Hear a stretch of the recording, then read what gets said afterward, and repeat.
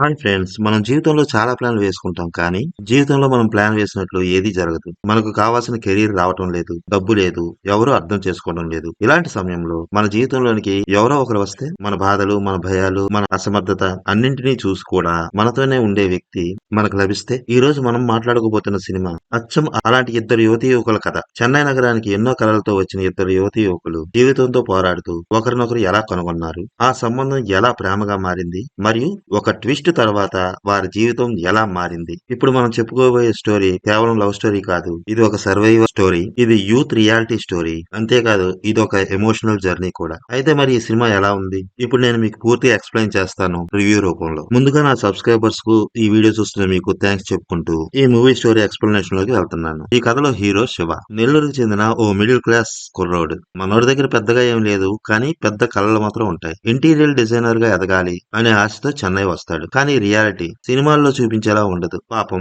మనవాడి ఇంటర్వ్యూలన్నీ fail. పోర్ట్ఫోలియోకి విలువ ఉండదు. అనుభవం లేదు. చేతిలో డబ్బులు లేవు. మనవాడికి ఇంటి నుంచి కాల్స్, ఎప్పుడు సెటిల్ అవుతా అనే క్వశ్చన్స్, ఇంత చదివి ఏం ప్రయోజనం అనేది మనవాడి ప్రెస్టేషన్. ఈ ప్రజల మధ్య మనోడి జీవితం గందరగోళంగా మారుతుంది. ఇక తనకున్న ఫైనాన్షియల్ ప్రాబ్లం నుండి సర్వే అవ్వడానికి బైక్ టాక్సీ డ్రైవర్ గా పనిచేస్తూ ఉంటాడు. ఇలాంటి సమయంలో మిత్ర అనే అమ్మాయి చెన్నైకి వస్తుంది. చిత్తూరు నుండి వచ్చిన సాధారణ అమ్మాయి ఐటీ ఉద్యోగం కోసం వస్తుంది. ఆఫర్ లెటర్ కోసం ఎదురు చూస్తూ ఉంటుంది. కానీ రోజులు గడుస్తుంటాయి. జాబ్ లేదు. డబ్బు తగ్గుతూ ఉంటుంది. ఒక రోజు మిత్ర బుక్ చేసిన బైక్ టాక్సీకి శివనే డ్రైవర్ గా వస్తాడు. ఇదే వీరిద్దరు మొదటి పరిచయం. ముందు వీరిద్దరిది సాధారణ ప్రయాణం. తర్వాత చిన్నగా మాట్లాడుకోవడం చాలా నేచురల్ గా ఎలాంటి డ్రామా లేకుండా సాగిపోతుంది. కానీ వీరి జీవితానికి వేరే ప్లాన్ ఉంది. కొన్ని రోజుల తర్వాత వాళ్ళు మళ్ళీ కలుస్తారు. ఇద్దరిది ఒకే సమస్య.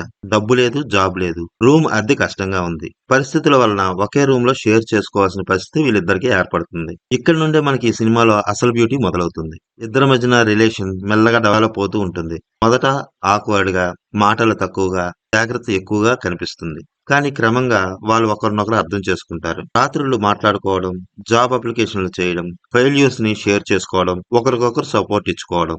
అయితే ఇదంతా అందరూ అనుకున్నట్లు లవ్ కాదు. ఇది ఒక కంపానియన్షిప్. ఒకరికొకరు నువ్వు ఒంటరి కాదు అనే భావన. ఇది మాత్రం ఈ మూవీలో చాలా నేచురల్ గా చూపించారు. ఒక సిచ్యువేషన్ లో మన శివకు అర్థమవుతుంది మిత్ర తన జీవితంలో ముఖ్యమైన వ్యక్తి అయిపోయింది అని. మిత్రకు కూడా అదే ఫీలింగ్. కానీ వీళ్ళిద్దరిలో ఎవరు ఓపెన్ అవ్వరు. ఎందుకంటే వీరి జీవితాలు స్టేబుల్ కాదు. ఫ్యూచర్ గురించి ఇంకా క్లారిటీ రాలేదు. ఈ మూవీలో స్ట్రాంగ్ పాయింట్ కూడా ఇదే. ఈ రియలిస్టిక్ లవ్ చూపించడం చాలా బాగుంటుంది. అయితే ఈ మూవీ ఇక్కడ వరకు ఒక సాఫ్ట్ యూత్ డ్రామాగా ఉంటుంది. కానీ ఇంటర్వెల్ తర్వాత పెద్ద twist, family background, past drama, emotional secrets.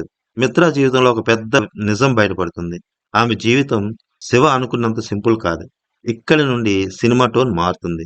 Light romance, heavy emotion. వారి రిలేషన్ ఒక టెస్ట్ అవుతుంది. లవ్ అంటే ఏంటి, సపోర్ట్ అంటే ఏంటి, త్యాగం అంటే ఏంటి, ఈ మూడు ప్రశ్నలు ఇక్కడ వస్తాయి.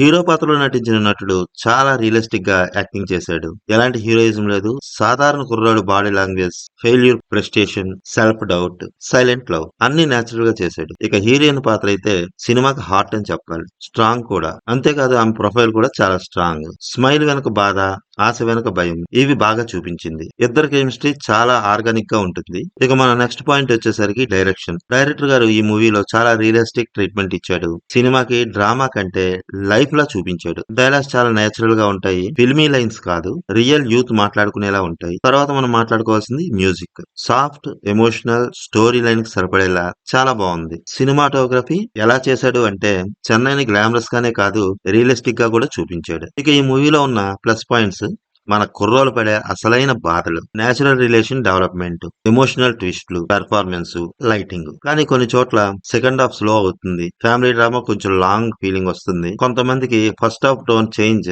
యాక్సెప్ట్ చేయడం కొంచెం కష్టం. మొత్తానికి ఇది మాస్ సినిమా కాదు. ఇది కమర్షియల్ ఎంటర్టైనర్ కూడా కాదు. ఇది real youth life, failures, love, struggle, survival ఇవన్నీ నిజంగా కనిపించేలా చూపించిన ఎమోషనల్ డ్రామా. ఈ మూవీ మీకు ఖచ్చితంగా కనెక్ట్ అవుతుంది. అయితే ఈ మూవీలో బోల్డ్ సీన్స్ గానీ, వల్గారిటీ గానీ, అడల్ట్ థీమ్ గానీ లేదు.